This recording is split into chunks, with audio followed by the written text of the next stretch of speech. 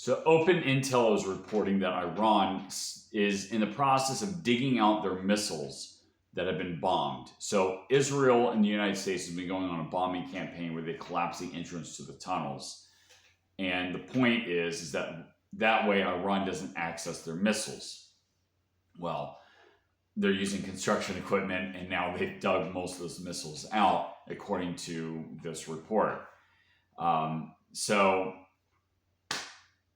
I mean, an air campaign is, I'm no military expert, but an air campaign would make sense if you're trying to temporarily disable your enemy, to then move ground forces into the area,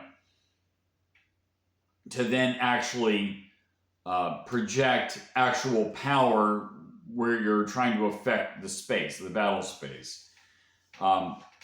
This whole thinking of, we can win a war with Iran by an air campaign. Yes, they can do a lot of damage, but we're seeing in real time they're rebuilding the roads, they're accessing the missiles. They still have a ton of drones. So, what is being accomplished here? I always think that every time something like this happens, in my lifetime, we've gotten the Kosovo war. We got Iraq, #2. We had Afghanistan. We've had Libya, Syria, Yemen, etc., etc. I always think that when the outcome fails, that there would be a change in Washington, D.C. The problem is the special interests run DC, and they sell weapons like military industrial complex, or you got the Israeli lobby. And instead of thinking, okay, what's good for the United States, they do something like this that is not in the best interest of the United States. It's the better interest of a small group of people, but not the Americans like you and me.